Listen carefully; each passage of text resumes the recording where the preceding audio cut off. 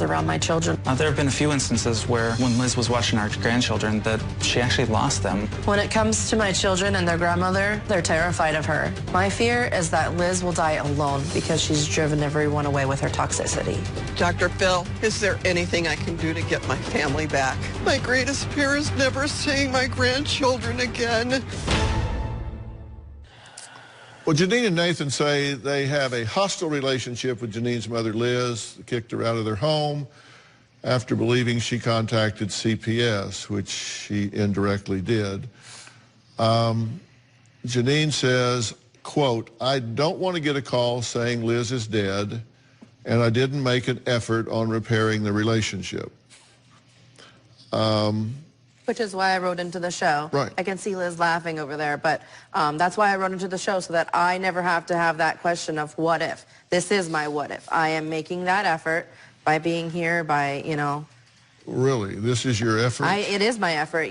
This woman has made me so angry my entire life, and this is just the head of it.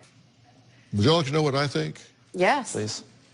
It's very clear to me that there's a lot of emotional baggage here. Yes. You're not responding to your mother based on what she's doing today. You're responding to what she did when you were a teenager, what she did when you were getting married, what she's done in the years since then. You got a lot of built-up, unfinished emotional business with her. And the same thing with you. You've been hurt along the way. You've been rejected. You've been criticized. And so all of this is going on in this toxic circle. Mm-hmm. And I can promise you, having buried my father and having buried my mother and having buried Robin's mother and Robin's father, we've been through this. Right. And what seems monumental today is going to seem very trivial when there's no chance for a do-over. Because when they're gone for right. a long, long time. Right.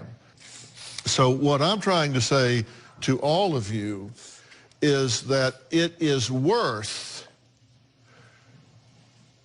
putting in some effort with some guidance, because I don't think you wouldn't deteriorate into looking backwards. And let me tell you, when you look over your shoulder, your history does become your future, because you drag it all from behind and put it in front of you, and you just keep living that legacy over and over again. Right.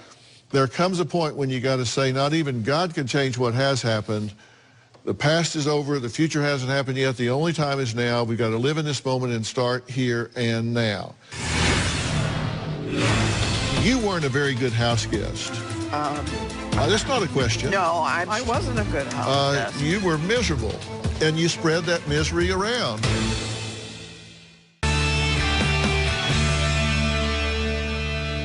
You weren't a very good house guest. That's not a question. No, I'm not I'm not thinking of an answer. That wasn't a question. No. You weren't a very good house guest. No, I wasn't a good house guest. You were miserable. I was miserable. And you spread that misery around. You two have a family. Yes. And it's a nuclear family, and you're entitled to do it the way you want to do it. And she either needs to compliment that or stay out of it. And she did raise you. She might have a few good ideas. Don't you miss having kind of a mother-daughter talk with her? I've never had a close relationship with her, and that's the hardest part. Yeah. Is that... But wouldn't you like to have that? Oh, I've always wanted that. Dr. Phil, they say you're not supposed to have a favorite child. Janine was always my favorite child. You know we're airing this, right? I know. I know. Yeah. And